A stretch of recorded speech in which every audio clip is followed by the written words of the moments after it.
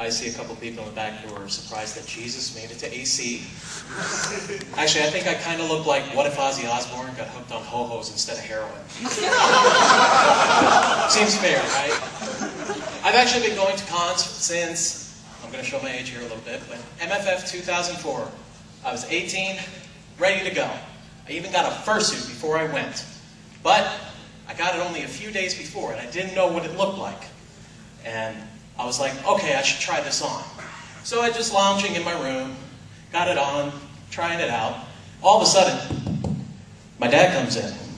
Oh no. Hey, we're going to be ready for dinner in about 5 minutes. Take your time. Well, I go up there and I don't want to give him any bad ideas. You know, I don't want him to be surprised. So I go up to him and I said, Dad, I got to say something to you, and I want to explain this to you as well. And he stops me and he says, you know, when I was a kid, I was chased by otters once.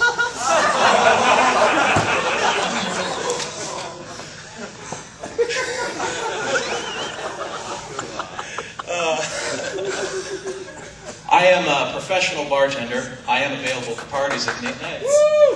You know, some people will call him an alcoholic. I say dedicated customer. Yes. Keep shopping.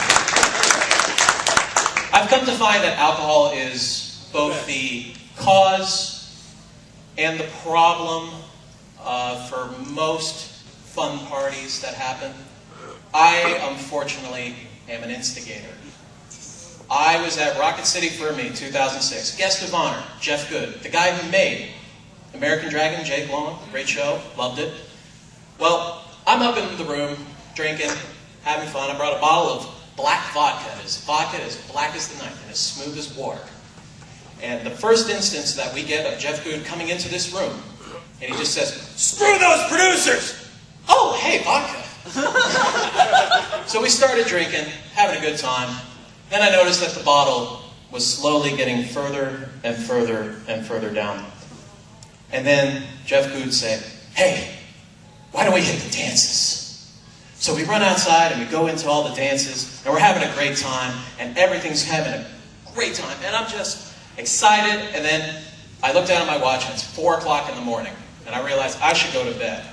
And so I wander off. The very next day, Jeff Good had a panel that was about writing. I thought I should read up in this and read him some of my stuff. And I showed up, and there was no Jeff Good. And I was looking around, and I asked one of the people in charge of the panel, I said, does anybody know what happened to Jeff Good? No, actually, we can't find him. Oh, please don't let me kill the GOH. They will never let me back to this convention. Oh, God. Finally, 7 o'clock at night, I see him walking through the hallway, and I'm so relieved because I can come back to the con next year. And I run up to him and I say, Jeff, I'm so sorry I got you so drunk last night. Oh man, don't worry about it. By the way, where'd you get that shit? That was awesome. It's come to my attention, though, that drinking at parties is common. And I'm glad for this, actually, because there's so many worse things that you could do. And let's face it, some of the prescription drugs are actually worse. The one that I think of that is possibly the worst was a thing called Miralax. And it was this wonderful product that helps stop restless leg syndrome. I'm hoping that that's not a laxative. I could be wrong. But then again, that would cure restless leg syndrome too. But did you read the side effects on this stuff?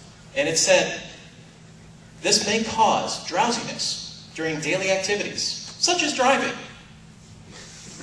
I don't care who your lawyer is or your doctor. Vehicular manslaughter is not a side effect. And then there are all these other things on there. It said that it was an impulse control drug, and that could also actually aggravate other impulses, such as gambling or sexual urges. So, but I guess they can't really say that stuff on the menu because side effects may include nausea, dizziness, doubling down on 8, tying up your partner, and running around like a crazed lunatic screaming, I am the sex dragon god! Thank you very much, everybody. Have a great day.